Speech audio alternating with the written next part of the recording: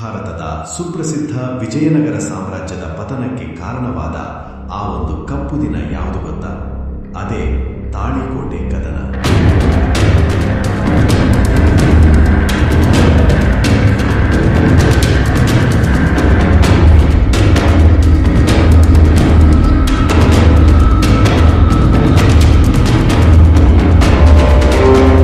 ಜನವರಿ 23, 1565 ಕೃಷ್ಣಾ ನದಿ ತೀರದ ರಕ್ಕಸಗಿ ತಂಗಡಗಿಯ ಬಯಲಿನಲ್ಲಿ ಇಡೀ ದಕ್ಷಿಣ ಭಾರತದ ಭವಿಷ್ಯವೇ ಬದಲಾಗಿ ಹೋಯಿತು. ಒಂದು ಕಡೆ ಅಳಿಯ ರಾಮರಾಯನ ಬಲಿಷ್ಠ ವಿಜಯನಗರ ಸೇನೆ, ಇನ್ನೊಂದು ಕಡೆ ಒಂದಾದ 5 ಸುಲ್ತಾನರ ಬೃಹತ್ ಒಕ್ಕೂಟ ಸಜ್ಜಾಗಿತ್ತು. ಯುದ್ಧದ ಆರಂಭದಲ್ಲಿ ವಿಜಯನಗರದ ಕೈ ಮೇಲಾಗಿತ್ತು. ಆದರೆ ವಿಧಿಯ ಆಟ ಮತ್ತು ನಂಬಿಕೆ ದ್ರೋಹ ಅಲ್ಲಿ ಸಂಚು ರೂಪಿಸಿತು.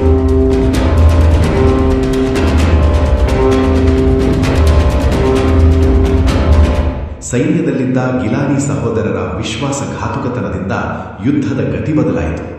ರಾಮರಾಯನು ಶತ್ರುಗಳ ಕೈಗೆ ಸಿಕ್ಕಿಬಿದ್ದನು. ಅಳಿಯ ರಾಮರಾಯನ ಹತ್ಯೆಯಾಯಿತು. ನಾಯಕನಿಲ್ಲದ ಸೈನ್ಯವು ದಿಕ್ಕುಪಾಲಾಯಿತು. ವಿಜಯನಗರದ ಬುನಾದಿ ಅಲ್ಲಿಗೆ ನಡುಗಿತು.